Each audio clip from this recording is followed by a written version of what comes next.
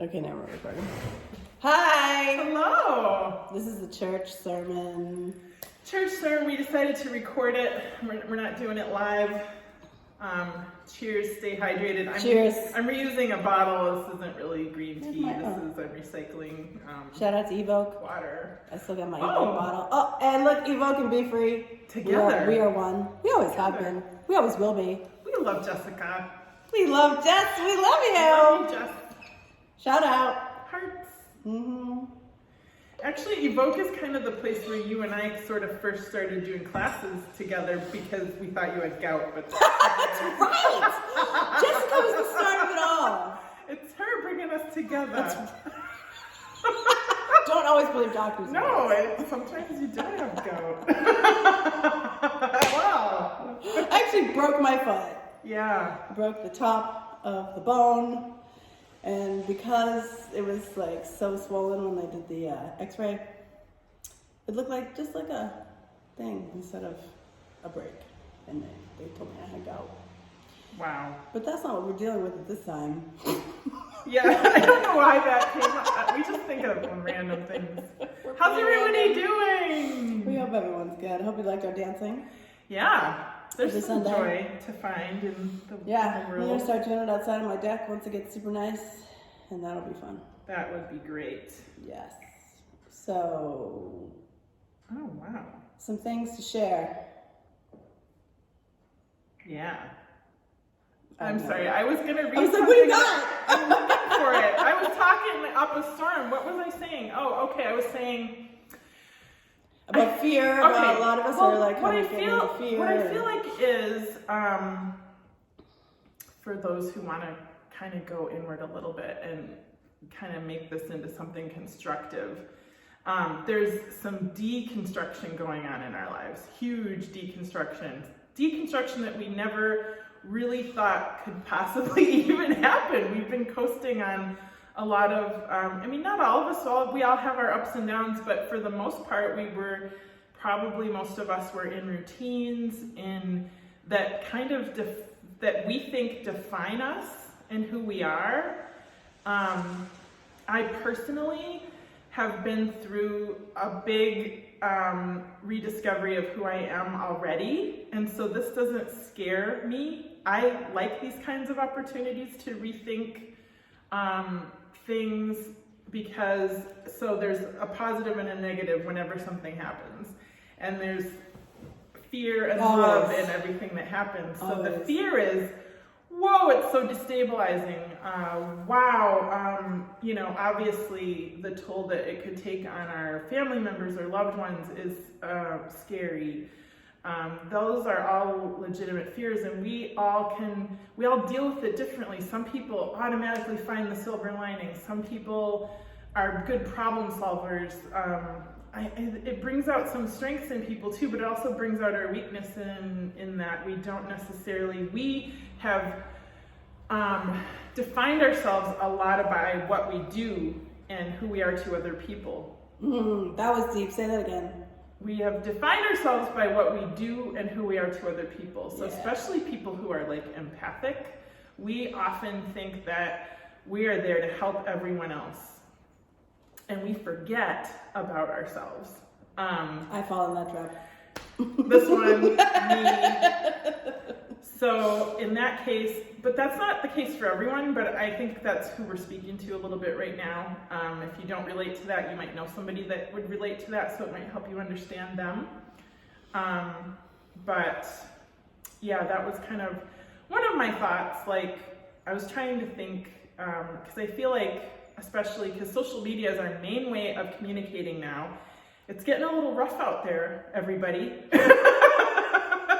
It really is. It's hard. And I understand why to some degree, and I hear the fear, and I always hear the fear behind what is being put out there. We're fearing that other people are ruining it for others. We're feeling, I don't know. Some people are being very happy and productive and positive, and I really appreciate that. I feel like some people don't like that. Shows some leadership, but that can be seen as or interpreted as being like somehow insulting to other people, and I think we need to rethink that. Because I don't think that's the intention. And I think it's okay to just say what it brings up for you without actually throwing anger at other people. I think that's pulling out a higher level of ourselves and our own humanity in times where it is difficult like that. Yeah, we really need each other during this time. And I know because Facebook seems to be like our only way of connecting to people, it also becomes a source of pain because then our fear really gets thrown out there on there to the world, and it just becomes hard. So I think that I think your word opportunity is incredible because, you know, and fear is real. I mean, there's what we're faced with right now is a lot of fear. All my coaching clients are gonna laugh because I always tell them that fear is not real, right? The reason I say that it feels really real right now. right, is because you're bringing up something that is causing your body to react in fear, and it depends on whether that's in the present moment or not, right? So we're in the present moment right now where there's actual fear. However, you just want to make sure that just some of the stuff that it's bringing up could be related to other things. So a lot of this has brought up stuff for me. You know, I was telling Christy all these memes about, you know, alcoholism and all this kind of stuff.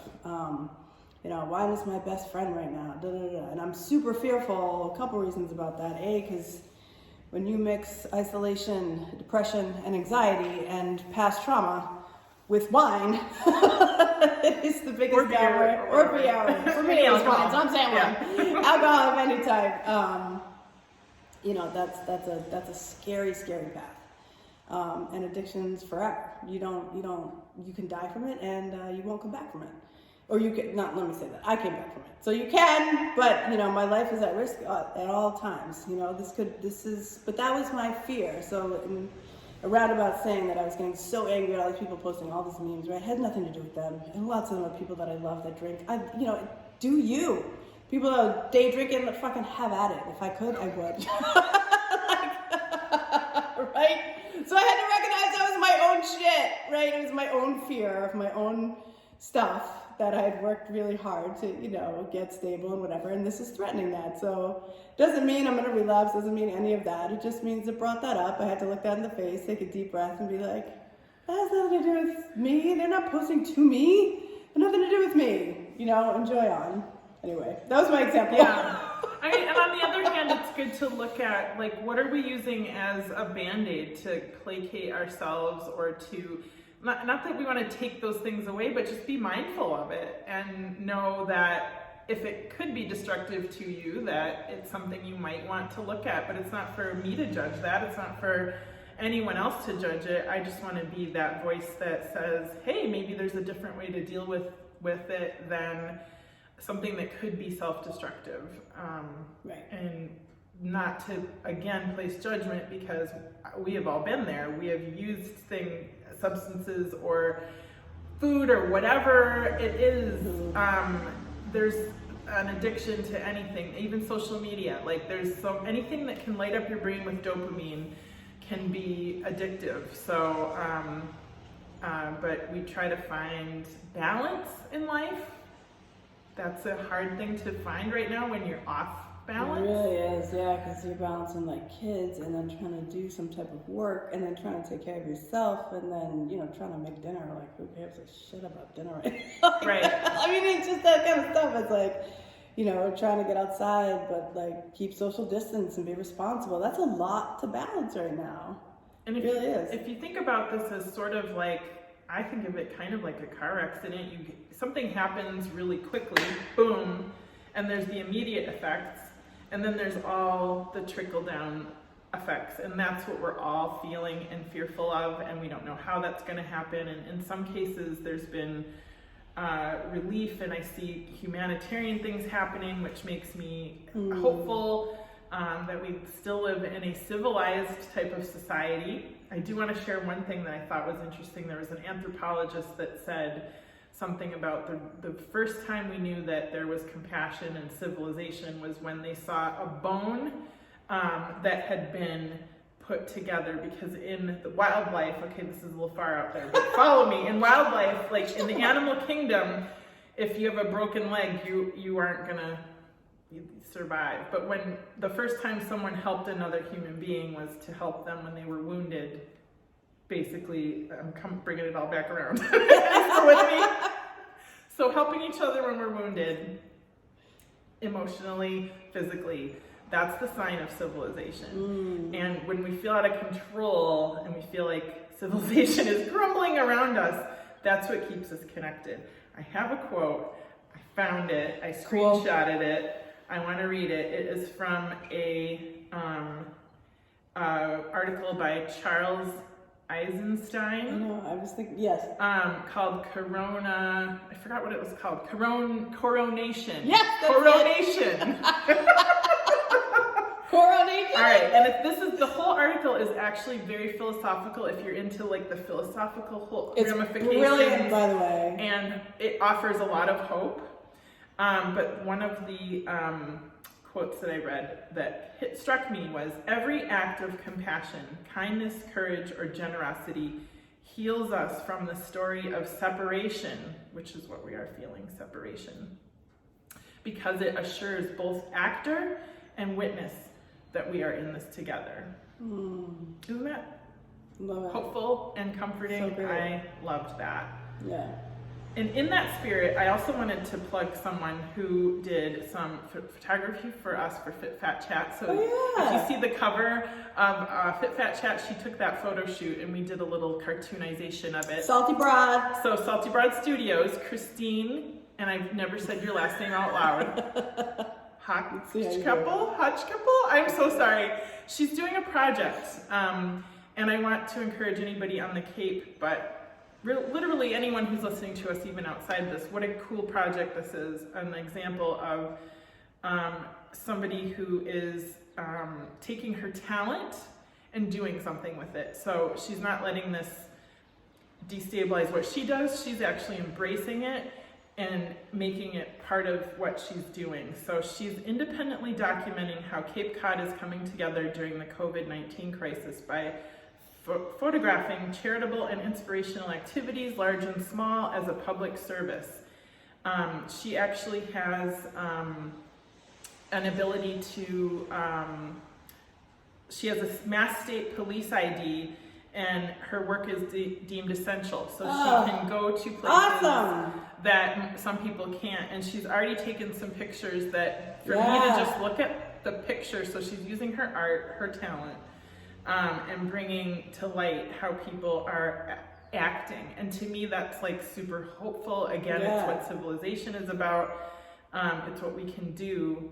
And I just loved it. So if you have any ideas, there are examples of her taking pictures of people delivering to the hospitals, any equipment that they've donated, people visiting their grandmothers or grandfathers in nursing homes through a window. The sign, so sweet. Businesses that have put positive signs out on their window. You should think about doing that, or maybe on your window. Here's something positive for the community. See, you get ideas. Like, that's what I love. We can write a whole thing. Yeah, we can do hearts and rainbows and all kinds of things. So maybe Blessing can work on that too. I see, we're just like, this is what I love. I love when something positive can spark other people to do positive things. So also, I would encourage people to seek out Facebook groups that are doing positive things. There's a lot of them. There's like a gazillion. That made me really happy, because sometimes, like, again, I'm in the normal, if you just keep scrolling, it can be pretty depressing and pretty, for me, irritating. Some people, I just don't thrive on that kind of stuff. So it's hard. So anyway. Yeah, Cape Camo, shout out to you guys who are doing the masks. Yes. You saw those using the material for the hospitals and stuff. So apparently there are patterns and things that you can follow. And if you do know how to sew, I don't know how to sew, so that's not going to be mine. That's just not a talent I have. No, I mean, I'm so sorry. What we're doing is we're trying to keep this fitness stuff going. Yeah, the stuff I can do, I'm going to do. Because she knows that her whole business is founded on movement, mindfulness, and joy, fun, fun, all that. And that doesn't change now. It doesn't. In fact, it changes how creative we got to be about it. But that changes. But yeah, the mission remains. It remains. Speaking of, I have added a Sunday night check-in every week so that which is which is tonight. So Sunday night at 8 every week, I'm just going to do a check-in. We're just going to go around and say how you're doing. Could be anybody in the Be Free Rockstars, could be anybody. Obviously donation-based, everything is donation-based now, so you can donate right through the website. But we'll do just like a check-in for anyone that needs to check in, needs to be seen, be heard, get some thoughts, and then I'll do a meditation to wrap it up. And give you some really positive stuff to start your week, because I think that is something, when I get stuck in what can I do, it's again to use the talents that I have built in this business.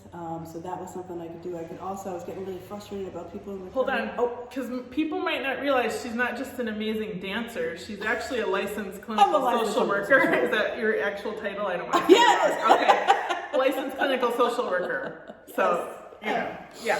So I have that going on. So don't forget that just because of her amazing dancing skills. I mean, I was a yoga instructor too. I have like 200 instructor. hours of yoga. Yeah. Anyway. Basically, if there's a certification, she has it. So just so you know. I got them all. What was I going to say? Oh! So I was also getting really frustrated by just the impact of people in addiction in this time. Like, I totally understand what's happening. Oh, shoot. Ian's on. We got to go in a minute. Hold on. He's like, come on. Anyway, so Sunday nights are going to be check-in weekly, and then I'm going to start doing some recovery yoga. So that was the way that I could put into action how to help some of you, because I know there's a lot of you that have relapsed as a result of this, a lot of you that are super fearful that you're going to. And the best way that I can help support you is to check in with you and then get your bodies moving as a result of healing, so that you can continue that. So it's going to be 2 times a week through Zoom. I will get the schedule up hopefully by the end of the meeting tonight. So thank you. So remember, don't stay stuck just because you're stuck. You can get unstuck. So with that, we're sending you peace, love, and light. May you live fit, fat, free, bitches. bitches. We love you all.